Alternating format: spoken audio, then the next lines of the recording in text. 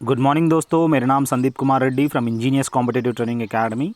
आज मैं आप लोगों को जो बायोलॉजी मॉक टेस्ट के बारे में that is up to mock test 7 मैंने डिस्कस किया गया है। आज मॉक टेस्ट 8 जो है मल्टीपल चॉइस बेस्ड मैं आपको बताने वाला हूँ। इसको गौर से देखिएगा। एक एक आपको पार्ट में 50-50 मल्टीपल चॉइस आपको दिया जाएगा। उसके हिसाब से आप आंसर भी आपको दिया गया एक्सप्लेनेशन के साथ। चलिए देखते हैं क्या क्या सवाल दिए गए हैं। Which of the following is a large blood vessel that carries blood away from the heart? जैसे कि आप जानते हैं पल्मोनरी आर्टरी जो होता है that carries blood from the right side of the heart to the lungs to pick up a fresh supply of oxygen.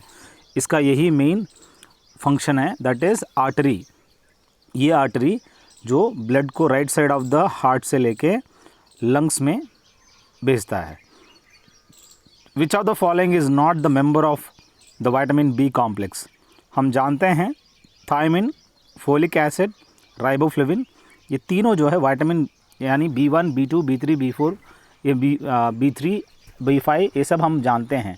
तो यहाँ पे एस्कॉर्बिक एसिड जो है विटामिन सी बन जाता है, बल्कि ये काफ़ी अलग है। आप देख सकते हैं यहाँ पे क्या क्या विटामिन बी कॉम्प्लेक्स, जैसे कि 8 विटामिन है। B1 यानी thiamine, B2 that is riboflavin, B3 that is niacin, B5 that is pantothenic acid, B6 is pyridoxine. ये आप लोगों को सबको पता होनी चाहिए ये सब है क्या है। उसके बाद biotin, folic acid and vitamin B12 is what? Cyanocobalamin. ये up to B1, B2, B3, B5, B6, 7, 9 and 12 ये आपको कंपलसरी बी कॉम्प्लेक्स वाइटामिन क्या है, कितने हैं कुल मिला के? 8 वाइटामिन है। ये भी आपको सवाल पूछ सकते हैं कितने कुल मिला के विटामिन बी कॉम्प्लेक्स एग्जिस्ट है, वो है कुल मिला के 8 है। बहुत ही इंपॉर्टेंट है, ये बहुत कम लोग जानते हैं। अगला देखा जाए fungi are plants that lack chlorophyll. जैसे कि आप जानते हैं जैसे भी फंगी टाइप के हैं वो हम जो भी मशरूम है वन टाइप ऑफ फंगी कह सकते हैं जिसके अंदर आपको क्लोरोफिल नहीं मिलता आपको। जैसे कि we know plants prepare their own food and so are known as autotrophs. वो अपने आप प्रिपेयर करता है तो ऑटोट्रोफ्स कहते हैं। With the help of photosynthesis they make food in which they produce glucose from carbon dioxide and sunlight.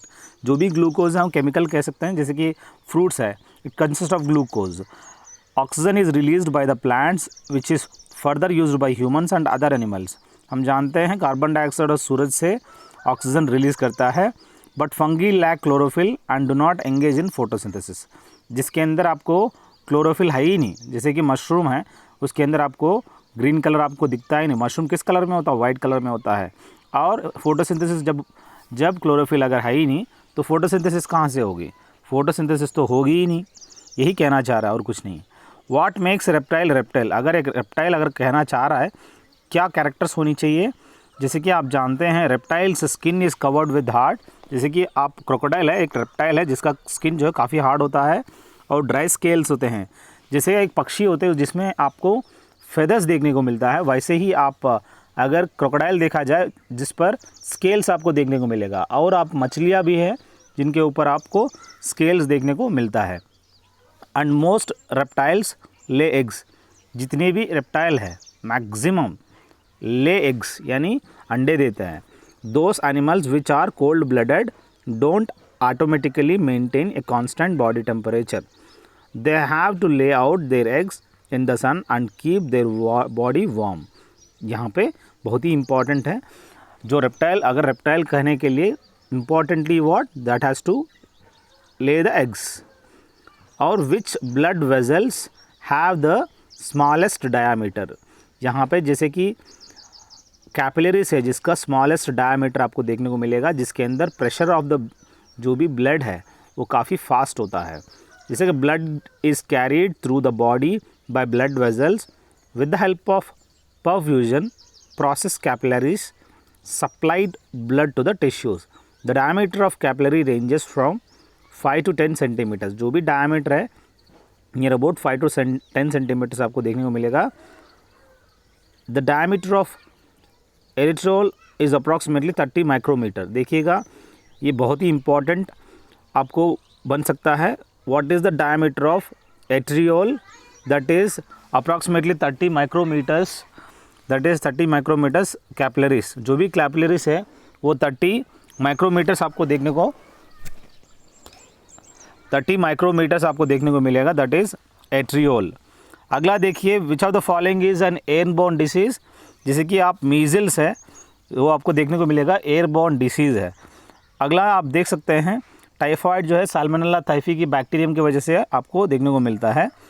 बाकी यहाँ पे airborne diseases are the infections spread by airborne transmissions including chicken pox, anthrax, influenza, measles, small pox. ये जितने भी tuberculosis है आप देख सकते हो क्या क्या यहाँ पे एयरबोर्न डिसीजेस है। Yellow dust appears on the fingers whenever we touch the middle of the flower. These tiny yellow grains are one of the most precious substances in nature because they contain the secret of plant life. What is this dust called?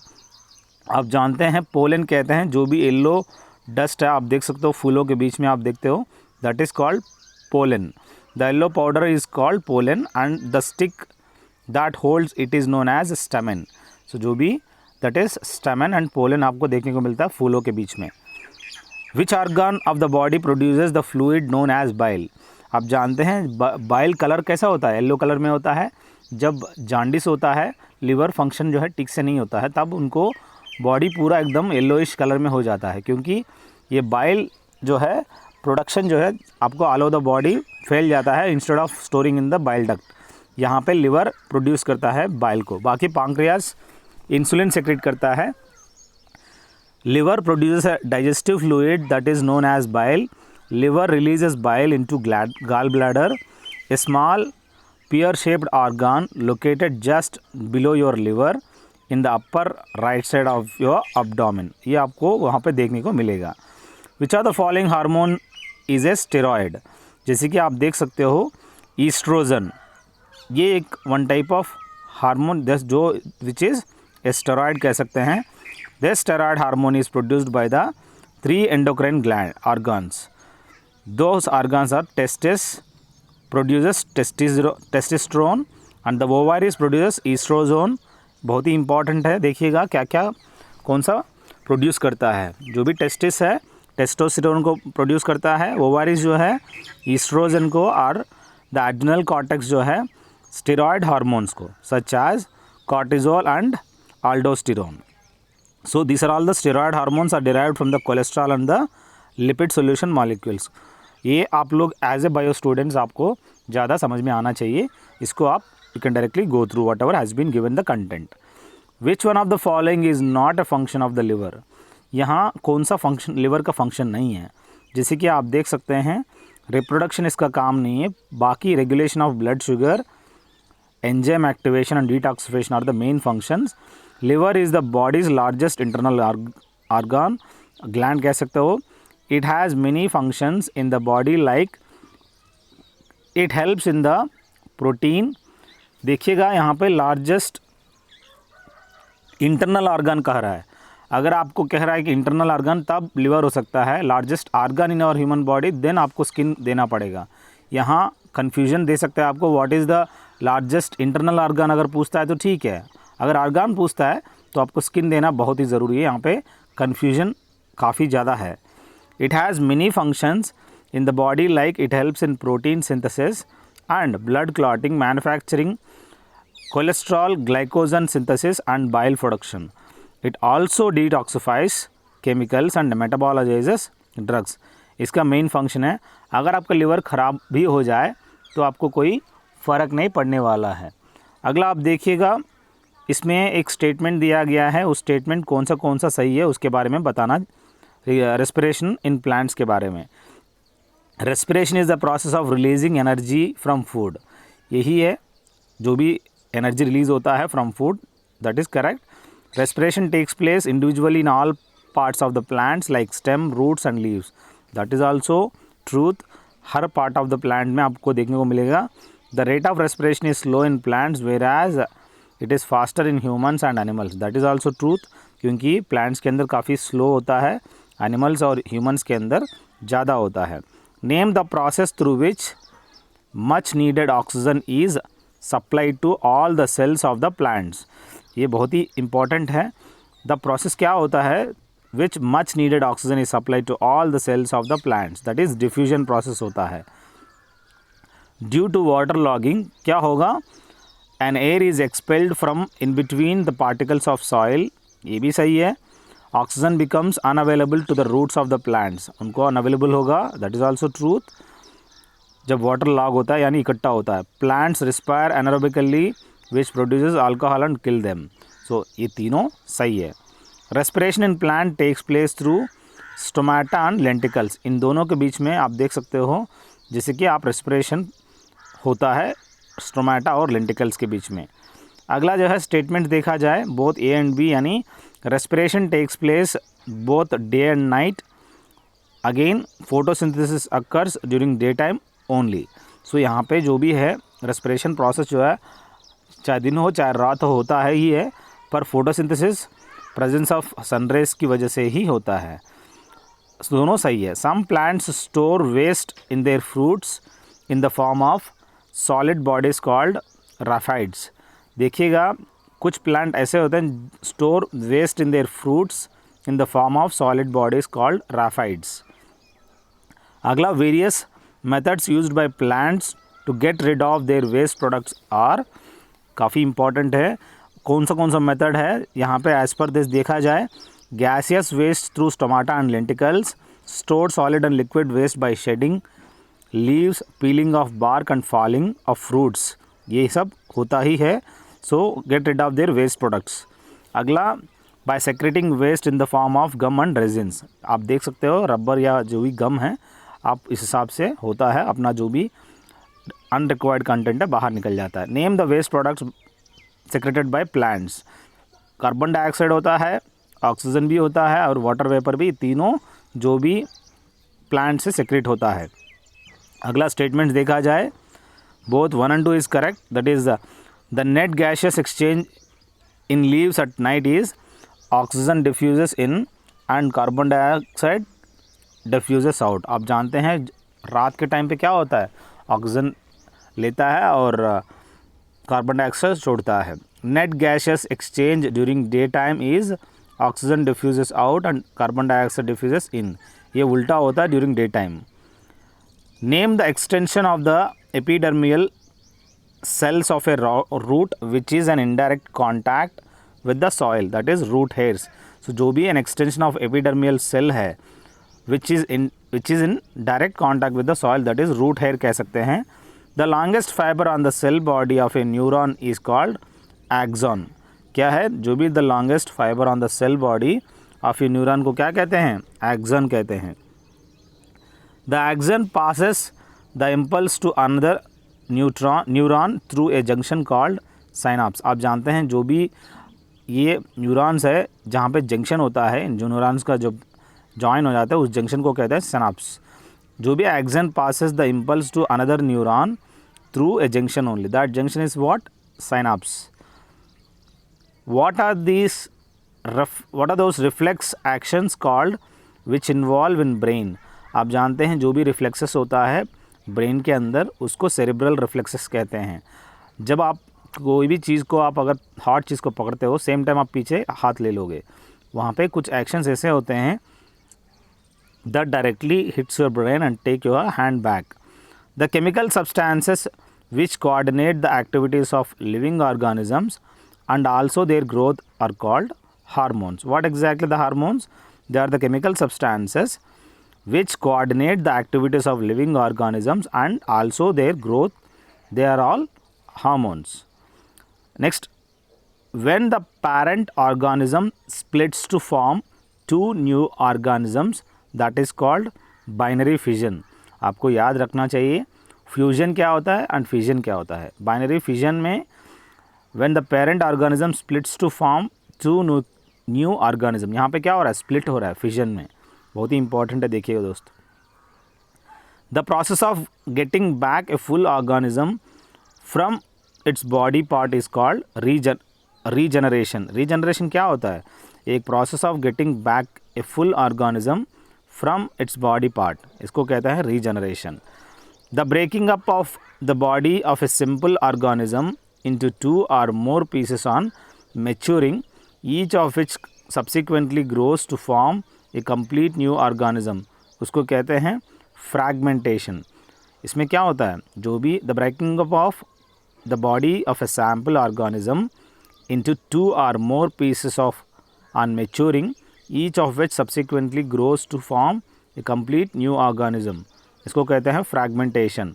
अगला देखा जाए, when new plants are obtained from the parts of old plants without the help of any reproductive organs, that is called vegetative propagation. ये vegetative propagation है क्या चीज़ है, जब new plants are obtained from the parts of the old plants without the help of any reproductive organs, that is vegetative propagation. When the cut stems of two different plants are joined together in such a way that the two stems join and grow as a single plant, it is called grafting. ये terminology आपको बहुत ही important होगा examination में. What exactly the grafting is, when the cut stems of two different plants are joined together in such a way that the two stems join and grow as a single plant, it is known as grafting. Next, the transfer of pollen grain from the anther of a stamen to the stigma of a carpel, this is called pollination. बहुत ही important है. Whatever the terminology regarding germination, fertilisation, pollination and tissue culture, you have to remember each and everything. You have to go through that. The process of removal of toxic waste from the body of an organism is called excretion. We knew that whatever we unnecessary the toxic waste that can be removed by this process, that is excretion process.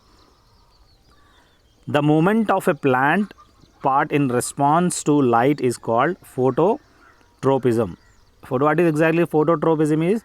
It is the movement of a plant part in response to light, that is known as phototropism.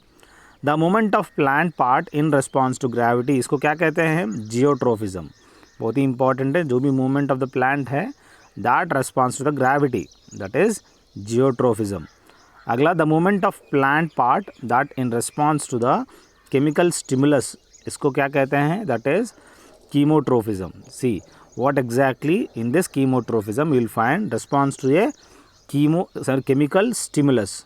So chemotrophism is related to chemical stimulus. Now we have phototrophism, that is, it's also geotrophism has been given, that is gravity. Phototropism is light, gravity, and here chemical stimulus. So chemotrophism. Next we have hydro means water. So what are the movement of the plant, that is what response to the water, hydrotrophism. Next we have the thigmotrophism. So everything you are getting, so don't move away from this place because you have got a good questions. The directional movement of the plant part in response to the touch of an object. By touching, you can see that by touch me not plant. So that is one type of thigmotrophism. The non-directional movement of plant part in response to the touch of an object, that is thigmonastry. So whatever it is, non-directional movement, that is thigmonastry. Next we have the pad-like swelling at the base of each leaf of a sensitive plant is called pulvini. So this is what exactly pad-like swelling at the base of each leaf of a sensitive plant, that is pulvini. The non-directional movement of the plant part to response to the light, that is whatever the non-directional is there, that is concerning to the respective photonastry. So please remember what exactly the non-directional movement and directional whatever. The shorter fibers on the body of a neuron are called dendrites. So you can see dendrites you will find in the neurons. Though the shorter fibers on the body of a neuron, they are known as what, dendrites. Greatest number of sweat glands are present in which part of the human body? You will find in the palm of the hand as well as leg and armpit. You will find maximum sweat glands. Vaccination was started by Edward Jenner. He was the one who had identified this vaccination. You have to comment me in this section what exactly Edward Jenner vaccination had found. Proteins are made up of what? These proteins are made up of amino acids. So please remember what exactly it has been made of, amino acids. Mention the source of liver, milk, egg yolk, fish liver oil. So we knew that Vitamin D is the one from where you get the all this maximum vitamin D. Calciferol. Which of the following name of scientists and their field of work is correctly matched? DNA, as you can see, deoxyribonucleic acid, Watson and Crick. Next we have, you can directly go through what exactly Restall. Blood travels in a continuous circulation of blood as well as bacteria, and the modern classification of plants and animals based on a system. So everything you can directly interrelate and identify. That is your hard work. Next, heart is made up of cardiac muscle. We knew that. What exactly the heart is made of? Cardiac muscle. Now we will tell what exactly adipose tissue has been formed. Hargobind Khurana had researched on understanding the genetic code. For him, he has got the Nobel Prize in Medicine. Name the coronavirus that kills human. That is, we knew that SARS. So that is one severe acute respiratory syndrome, you can tell. So it's the coronavirus, that is SARS. In which part of the body digestive of protein starts? That is stomach. So in this part of the body, digestion of protein starts, that is stomach. Name the acid that is secreted in the stomach. So you know that hydrochloric acid, which has got the potential of hydrogen that is up to 0. So this is the one which is secreted in the stomach, and you can see the stomach acid, which helps in digestion of the food.